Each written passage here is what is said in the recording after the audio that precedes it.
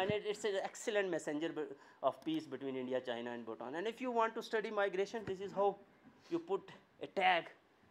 This is the latest technology available. It has a solar powered battery, and when the bird flies, you actually follow its route. And that's very, very important if regionally you want to do the management and conservation planning for species like this.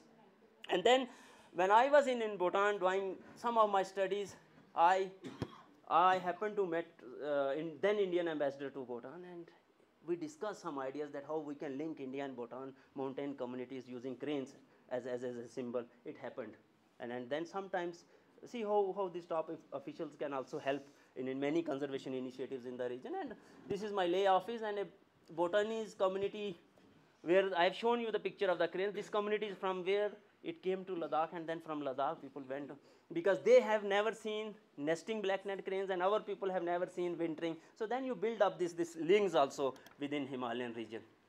This is a very important workshop which happened in Delhi again on Trans-Himalayas and Trans-Himalayan one bird species. It is black-necked cranes, where Indian environment, then environment minister and head of Bhutanese environment commission, and many people from China all sitting on one. It is very, very tough and difficult. You know the politics of this region, but somewhere these are also the opportunities where you can bring people together also who have a passion for mountains, high Himalayas, and high Himalayan wildlife on one forum. Again, he is a community person, Mr. Phurba Wangti in Bhutan, Bomdling Valley, and there are many stories on the media also that this person is very passionate about cranes and Himalayan wildlife, and is protecting them from 35 years.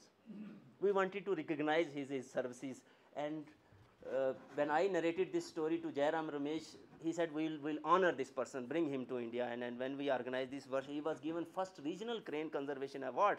And then when he landed back in Paro in Bhutan, I was told my WWF friends in Bhutan that he was a hero. Whole Bhutanese media was there. I think that's a recognition to a local community person for his efforts. We need to keep these things in mind.